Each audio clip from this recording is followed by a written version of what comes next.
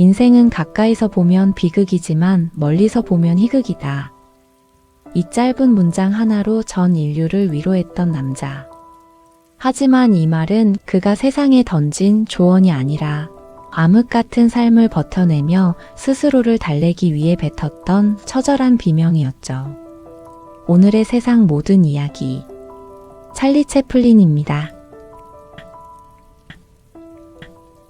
화려했던 무대에 막이 내리고 낡은 극장에는 깊고 서늘한 정적이 찾아옵니다. 방금 전까지 우스꽝스러운 걸음걸이와 과장된 몸짓으로 세상을 웃게 했던 남자. 그는 아무도 없는 비좁고 어두운 분장실에 홀로 앉아 있습니다. 거울 앞에 앉은 그는 무표정한 얼굴로 자신을 하얗게 덮고 있던 분장을 지워냅니다. 입가에 억지로 그려 넣었던 커다란 미소도 사람들을 즐겁게 했던 우스꽝스러운 눈썹도 거친 수건으로 모두 지워냅니다. 분장이 모두 지워진 거울 속에는 세상을 웃기던 천재 희극인은 온데간데 없습니다. 그저 하루의 무게에 지쳐 어깨가 축 처진 한없이 우울하고 깊은 눈을 가진 평범한 남자가 자신을 가만히 응시하고 있을 뿐이죠. 온 세상을 웃음바다로 만들었던 그가 하루 중 유일하게 웃지 않아도 되는 고요한 시간이 바로 분장을 지우는 이 캄캄한 밤이었습니다. 어쩌면 겉으로는 씩씩하게 남들 앞에서는 애써 괜찮은 척 웃으며 하루를 버텨내야 했던 우리의 고단한 하루도 그와 크게 다르지 않을지 모릅니다. 세상에서 가장 많은 사람을 웃게 했지만 정작 홀로 남은 분장실에서 조용히 눈물을 삼켜야 했던 어느 슬픈 코미디언의 낡은 일기장을 넘겨보겠습니다. 찰리 채플린의 유쾌한 몸짓 뒤에는 사실 누군가의 도움 없이는 단 하루도 버티기 힘든 지독한 유년 시절의 그림자가 짙게 깔려 있습니다. 1889년 영국 런던의 남부 빈민가에서 찰리는 어린 시절을 지냈습니다. 그곳은 한낮에도 안개가 가시지 않아 늘 축축했고 가난한 이들의 무거운 한숨이 늘 끊이지 않는 곳이었습니다. 찰리의 부모님은 모두 무대 위에서 노래를 부르고 춤을 추던 배우였습니다. 하지만 화려한 조명 뒤의 삶은 참혹했습니다. 아버지는 당대 꽤나 이름을 날리던 미남 가수였지만 그의 진짜 삶은 지독한 알코올 중독으로 썩어가고 있었습니다. 어린 찰리의 기억 속의 아버지는 늘 지독한 술 냄새를 풍기며 비틀거리던 쓸쓸한 그림자였습니다. 결국 술에 취해 가족을 버리고 떠난 아버지는 37세라는 젊은 나이에 비참하게 세상을 떠나고 맙니다. 훗날 찰리가 그토록 술을 멀리하고 영화 속에서 술 취한 사람의 우스꽝스러운 비틀거림을 완벽하게 연기해낸 것은 역설적이게도 아버지가 남긴 슬픈 유산이었습니다. 아버지가 떠나고 홀로 남은 어머니 한나는 어린 두 아들을 먹여 살리기 위해 밤낮 없이 무대에 올랐습니다. 그러던 어느 날 밤, 5살 난 찰리가 무대 옆에서 엄마의 공연을 지켜보고 있을 때였습니다. 갑자기 엄마의 목소리가 갈라지더니 이내 한마디도 나오지 않게 된 것입니다. 쏟아지는 야유와 야박한 웃음소리.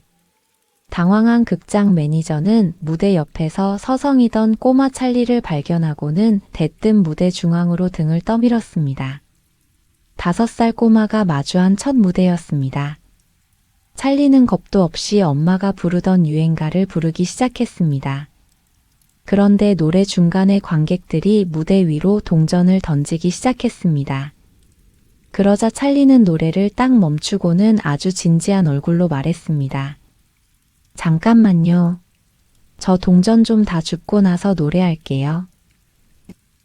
그 엉뚱하고 솔직한 말에 극장은 폭소로 뒤덮였습니다. 찰리는 바닥에 떨어진 동전들을 주섬주섬 주워 담으며 천연덕스럽게 농담을 던졌고 사람들은 환호했습니다. 이것이 훗날 세상을 뒤흔든 천재 희극인의 첫 등장이었습니다. 하지만 무대 뒤로 돌아왔을 때 목소리를 잃고 구석에서 흐느끼고 있던 엄마의 모습은 어린 찰리의 마음속에 평생 지워지지 않을 커다란 구멍을 남겼습니다.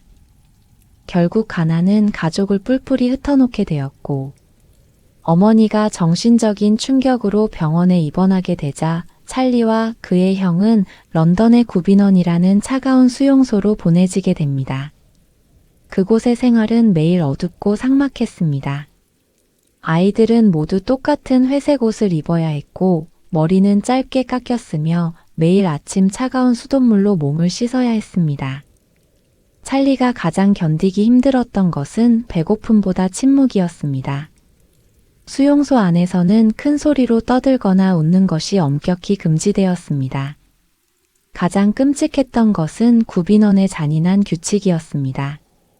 나이에 따라 병동을 나누는 바람에 찰리는 세상의 유일한 피부치였던 형, 시드니와도 강제로 떨어져 지내야만 했죠. 하지만 그 칠흑 같은 어둠 속에서도 찰리가 숨을 쉴 수 있었던 건 오직 형 시드니 덕분이었습니다. 어느 깊은 밤이었습니다. 아무도 몰래 동생의 병동으로 숨어 들어온 형은 어둠 속에서 웅크려 떨고 있는 찰리를 꽉 안아주었습니다. 그리고는 자신의 품속에서 조심스럽게 무언가를 꺼내 찰리의 작은 손에 쥐어주었죠. 그것은 형이 하루 종일 굶어가며 몰래 숨겨둔 딱딱하게 굳은 작은 빵 한 조각이었습니다. 형은 동생의 머리를 쓰다듬으며 속삭였습니다. 찰리, 조금만 참아. 우리가 이곳을 빠져나가는 날, 내가 꼭 세상에서 제일 맛있는 고기와 파이를 사줄게. 시드니는 찰리에게 아버지이자 어머니였으며 세상으로부터 자신을 막아주는 유일한 방패였습니다. 훗날 찰리가 세계 최고의 스타가 되었을 때 시드니는 자신의 모든 삶을 접고 동생의 매니저가 되어 평생토록 찰리의 곁을 든든하게 지켜주게 됩니다. 그는 수용소에서 배고픈 배를 움켜쥐고 창문 밖 거리를 지나는 사람들을 멍하니 바라보곤 했습니다. 술에 취해 비틀거리는 노숙자, 권위적인 표정으로 거리를 순찰하는 경찰관, 빵 한 조각을 들고 뛰어가는 아이들. 자신처럼 버림받고 상처 입은 사람들의 억눌린 슬픔을 눈에 담으며 찰리는 그들의 몸짓 하나하나를 머릿속에 새겼습니다. 말로 소통할 수 없었던 수용소의 억압적인 환경이 그에게 몸짓만으로 모든 감정을 전달하는 무성 영화의 기초를 닦아주었던 것입니다. 찰리는 훗날 이렇게 회고했습니다. 내가 겪은 가난은 나를 슬프게 했지만 동시에 나를 관찰하게 했다. 찰리가 그 춥고 외로운 수용소 창틀에 기대어 세상을 관찰하며 자신만의 내면을 키워나갔던 것입니다.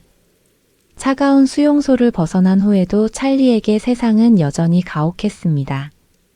살아남기 위해 유리창 닫기, 인쇄소 심부름 등 닥치는 대로 일해야 했죠. 하지만 그의 가슴 속에는 늘 어머니가 섰던 무대를 향한 뜨거운 갈망이 불타고 있었습니다. 14살이 되던 해 마침내 그에게 기적이 찾아옵니다.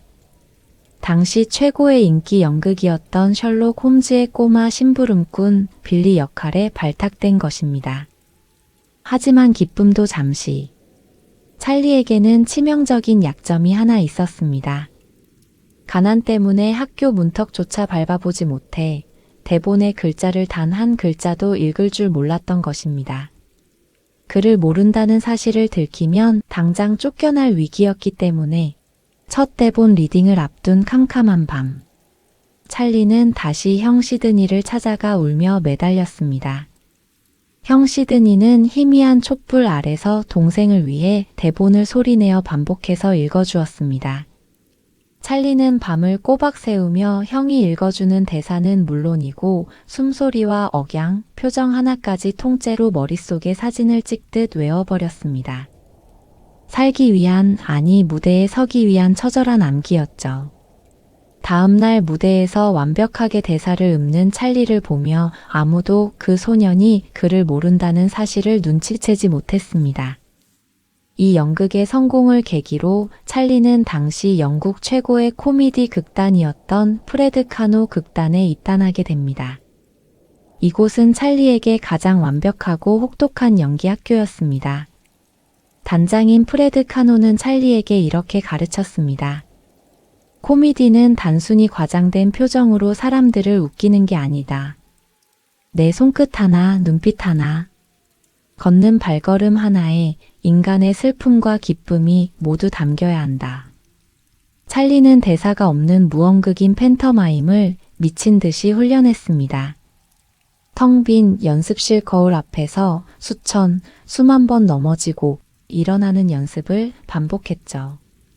어떻게 넘어지면 세상에서 가장 불쌍해 보일지, 어떻게 툭툭 털고 일어서면 가장 처량하면서도 우아하게 보일지. 대사 한마디 없이 오직 몸짓만으로 관객을 웃기고 울리는 마법 같은 타이밍을 바로 이 극단에서 뼈를 깎는 노력으로 완성하게 된 것입니다. 글자조차 읽지 못했던 가난한 소녀는 오히려 결핍 덕분에 말이 필요 없는 몸짓이라는 가장 강력한 언어를 갖게 되었습니다. 그리고 영국 무명 시절에 이 지독했던 훈련은 훗날 목소리가 들리지 않는 미국 무성영화 시대에 그를 세계 최고의 천재로 만들어줄 가장 완벽한 무기가 됩니다. 이제 단단하게 준비를 마친 청년 찰리는 낡은 트렁크 하나를 들고 꿈의 무대 할리우드로 향하는 배에 오릅니다. 청년이 된 찰리는 영국 유랑 극단을 따라 미국으로 건너갔고 운명처럼 할리우드의 영화 제작자 맥 세넷의 눈에 띄게 됩니다. 하지만 할리우드는 그가 생각했던 낭만적인 곳이 아니었습니다. 당시의 코미디는 그저 사람을 때리고 넘어지고 파일을 얼굴에 던지는 단순한 폭력뿐이었습니다. 영국에서 섬세한 연기를 공부한 찰리에게 앞뒤 맥락 없이 무조건 빨리 뛰고 구르라는 요구는 견디기 힘든 고역이었습니다. 제작자는 찰리를 향해 늘 소리쳤습니다. 당신 연기는 너무 느려. 더 우스꽝스럽고 정신없게 행동해야 돼. 실제로 찰리는 첫 영화에서 감독과 크게 다퉜습니다.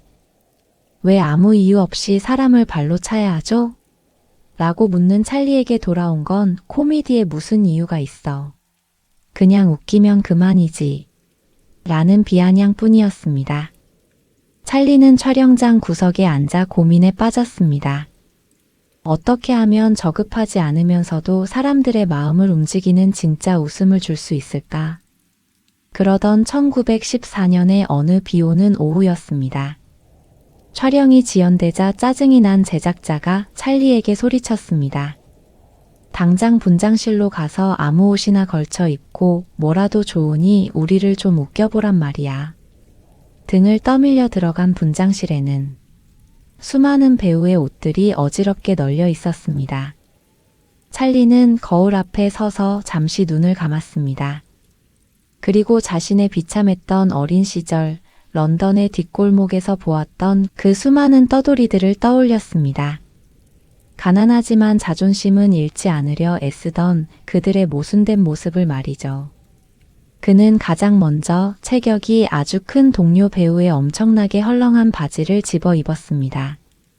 그리고 그 위에는 반대로 숨이 막힐 듯 꽉 끼는 아주 작은 어린이용 재킷을 걸쳤죠.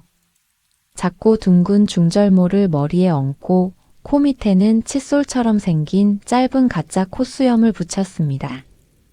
마지막으로 신발을 고르려는데 눈앞에 자기 발보다 훨씬 큰 낡은 구두가 보였습니다. 찰리는 그 큰 구두를 신은 뒤 일부러 왼쪽과 오른쪽을 바꿔 신었습니다. 그러자 가만히 서 있기만 해도 발끝이 바깥으로 벌어지며 오리처럼 뒤뚱거리는 우스꽝스러운 걸음걸이가 만들어졌습니다.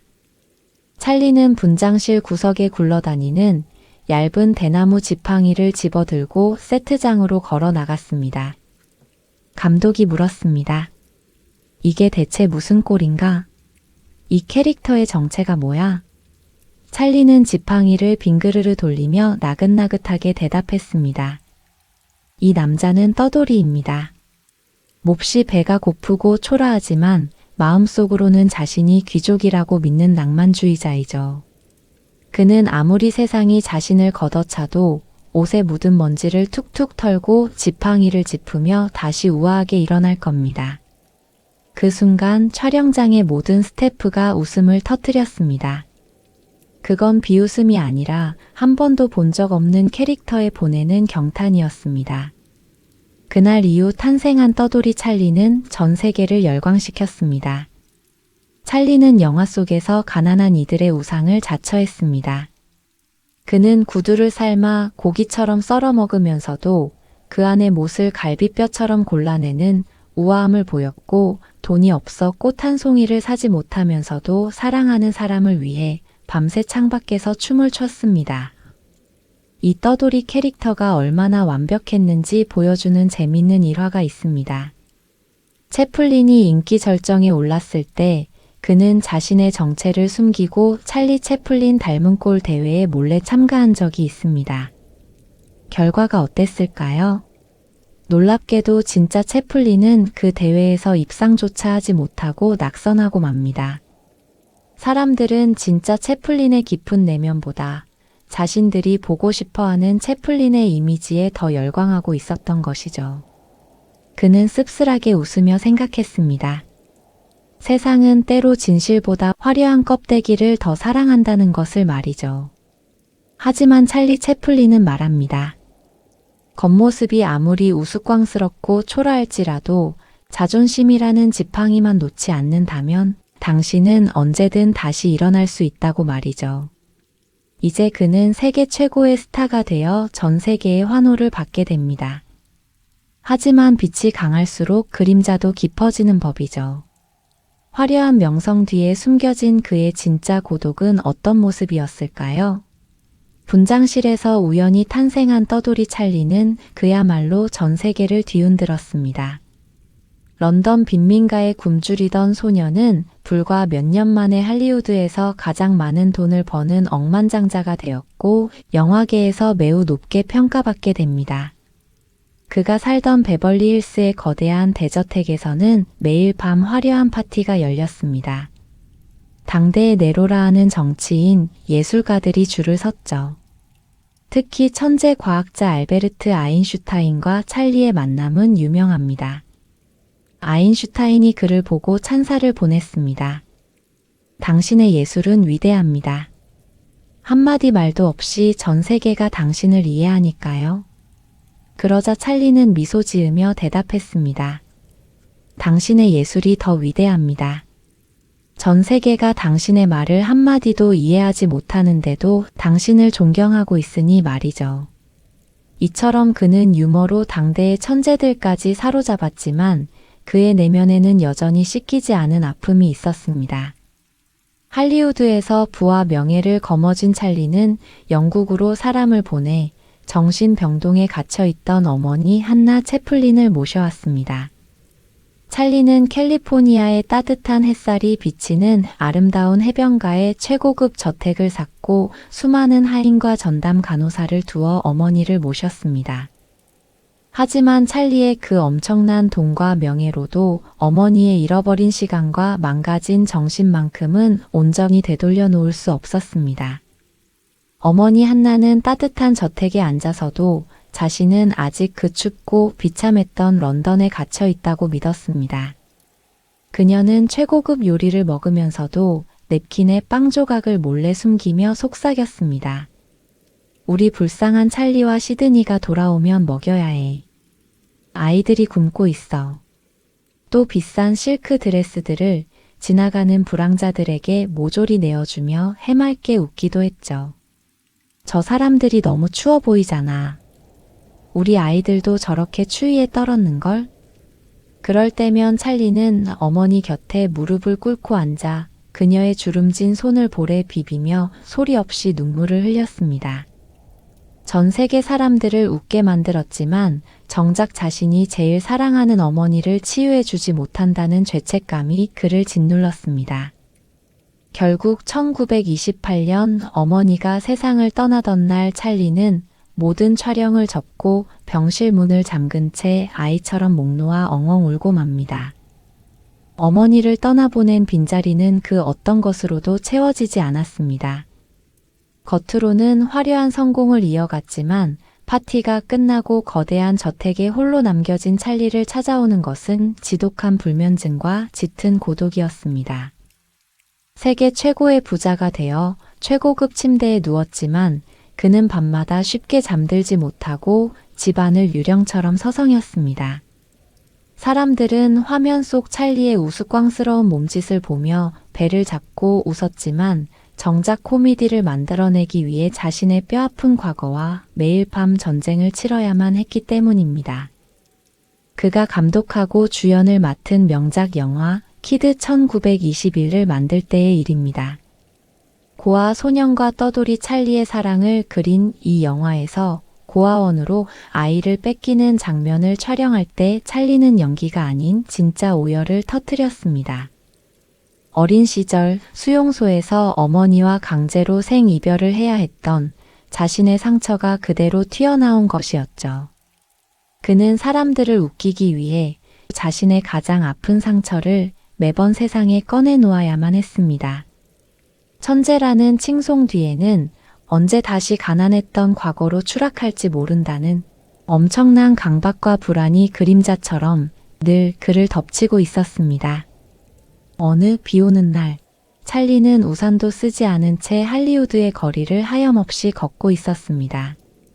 흠뻑 젖은 그를 발견한 한 친구가 깜짝 놀라며 물었죠. 찰리, 감기에 걸리려고 대체 왜 비를 맞고 걷는 건가? 그러자 찰리는 빗물이 뚝뚝 떨어지는 얼굴로 아주 옅은 미소를 지으며 훗날 역사에 남을 그 유명한 말을 남깁니다. 나는 빗속을 걷는 것을 좋아한다네. 아무도 내 눈물을 볼 수 없기 때문이지. 군중 속에 있을 때 가장 외로웠던 사람. 온 세상을 웃음으로 구원했지만 정작 자기 자신은 구원하지 못해 빗속에서 몰래 눈물을 훔쳐야 했던 가장 슬픈 희극인.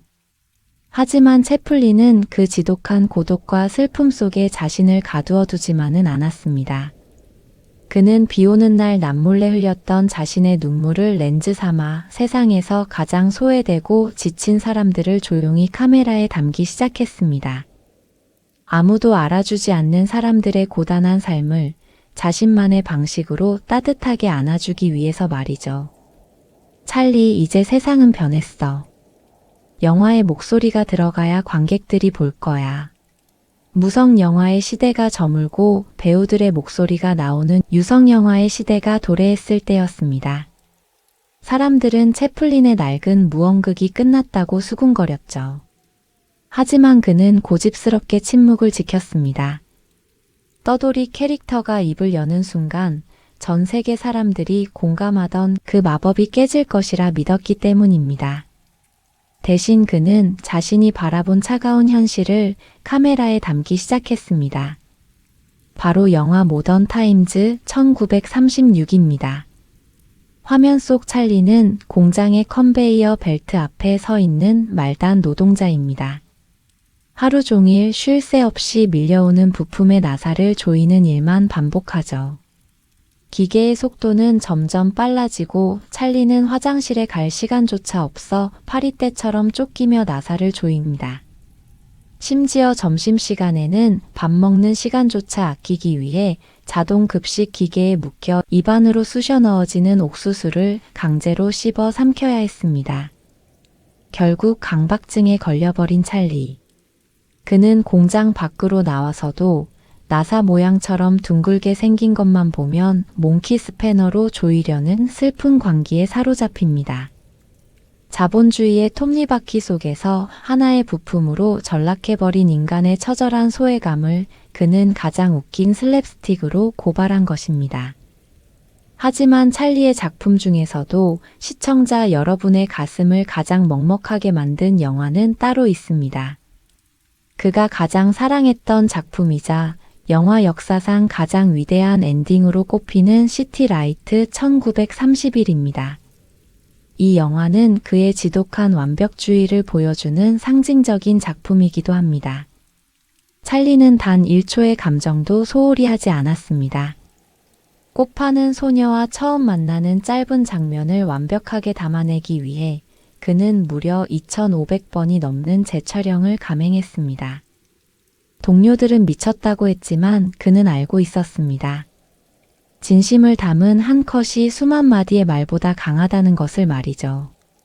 찰리는 우연히 길에서 앞을 보지 못하는 꽃 파는 소녀를 만납니다.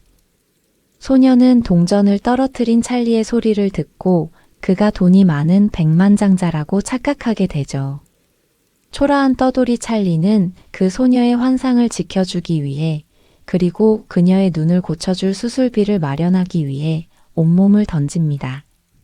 낮에는 거리를 청소하고 밤에는 상금을 타기 위해 얻어맞으며 권투 시합까지 나갑니다. 결국 찰리는 우여곡절 끝에 돈을 구해 소녀에게 쥐어주지만 도둑으로 몰려 감옥에 갇히고 맙니다. 시간이 흘러 출소한 찰리.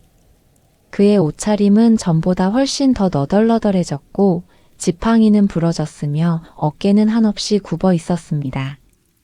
거리를 쓸쓸히 걷던 그의 눈앞에 기적처럼 수술을 받고 눈을 뜬 소녀가 나타납니다. 소녀는 번듯한 꽃집의 주인이 되어 있었죠. 소녀는 길을 지나는 냄새나고 초라한 불황자 찰리를 보며 불쌍한 마음에 동전 한 입과 꽃 한 송이를 건넵니다.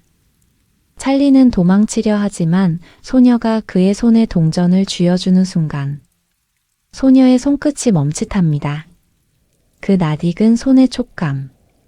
자신을 위해 모든 것을 바쳤던 그 따뜻한 손길을 기억해낸 소녀가 떨리는 목소리로 묻습니다.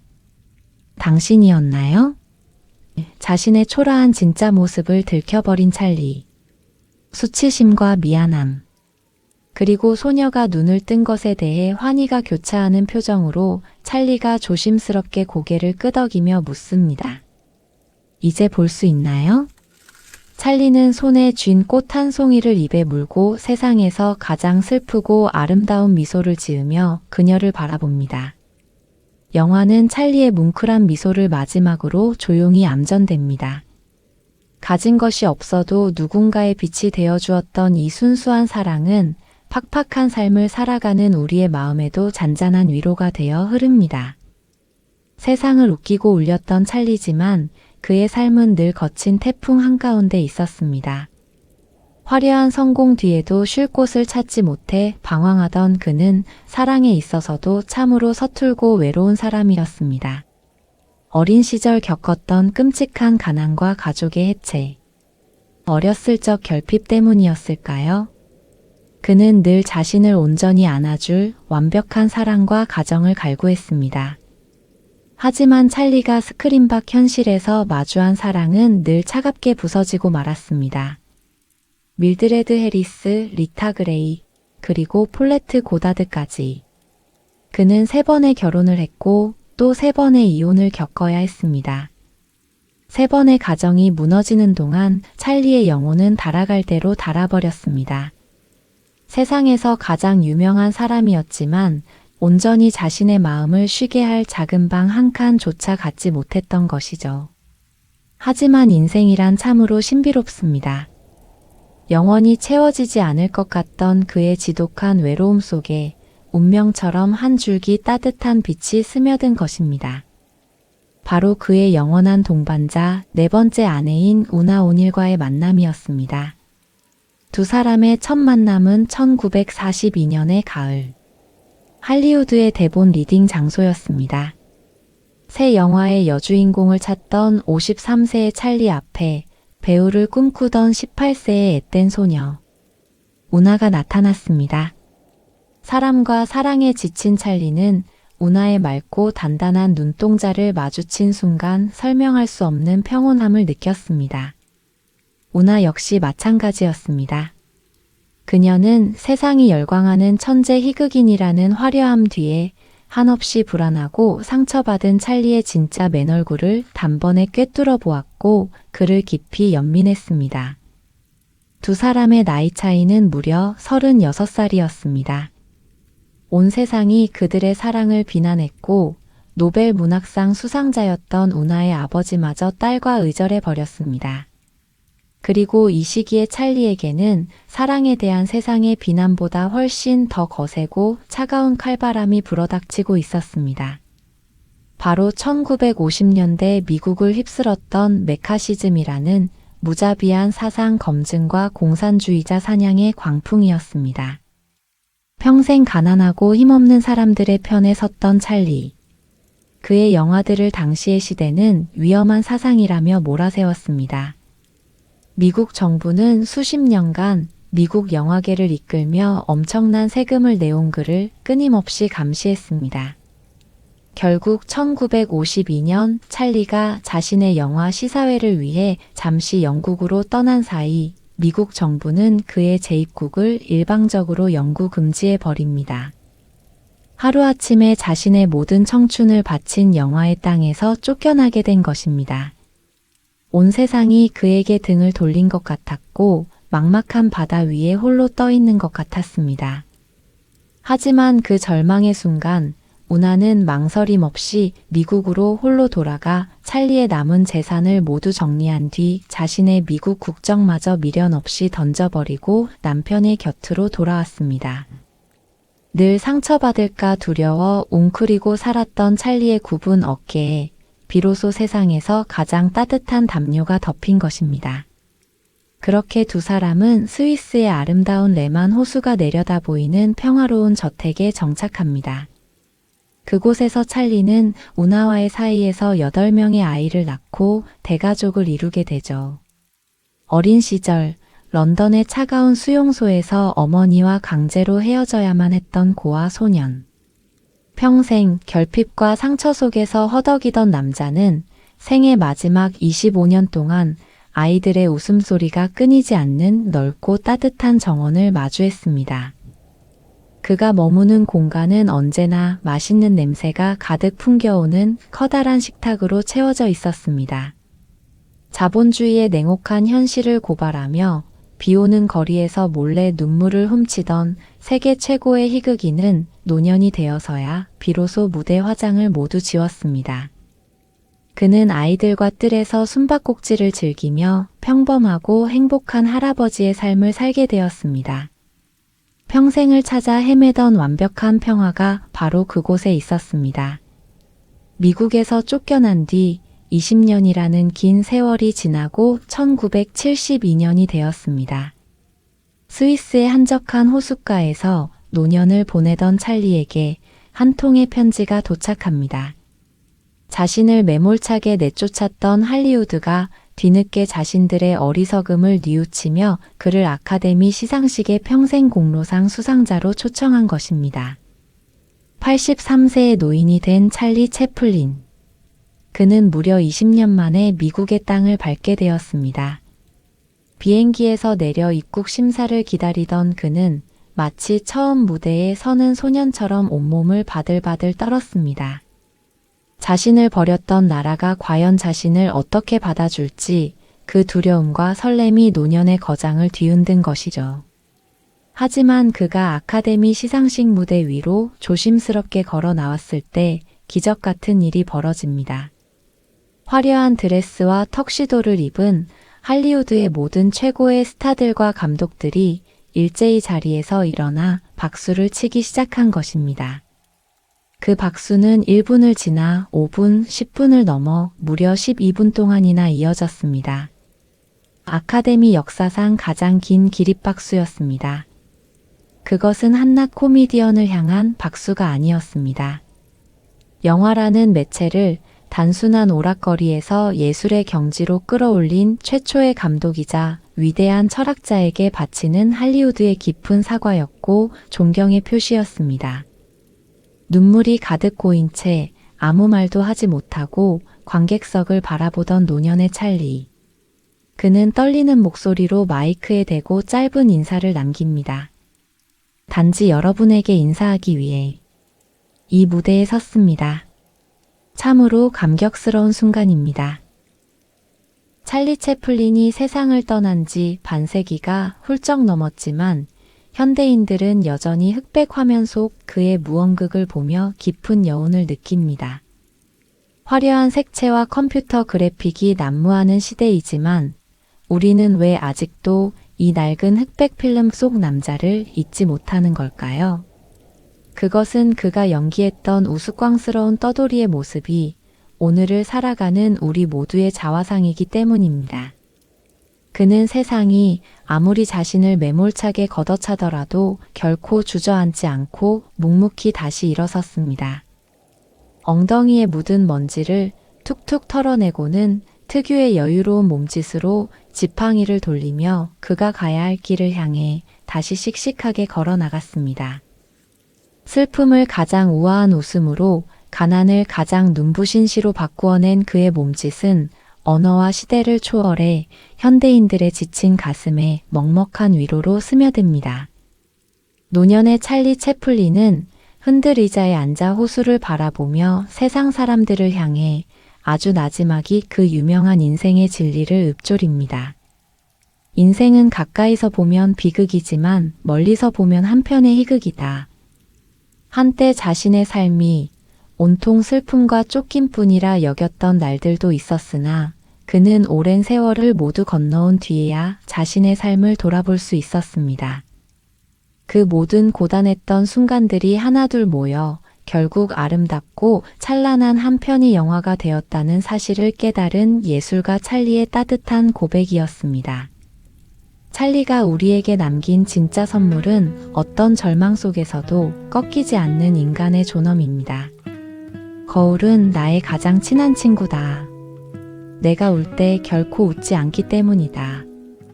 평생 지독한 고독과 싸워온 그였지만 그 외로움을 동력 삼아 전 인류를 하나로 묶는 웃음을 만들었습니다. 완벽한 영웅은 아니었습니다. 가난했고 버림받았으며 오해받고 쫓겨났던 낮은 사람이었습니다. 하지만 그 초라한 몸짓으로 공장의 기계에 맞섰고 당당히 평화를 노래했습니다. 가진 것 없이 태어나 온몸으로 세상과 부딪혀야 했던 이 위대한 꼬마 떠돌이의 삶은 팍팍한 현실을 살아가는 우리의 마음을 조용히 위로해 줍니다.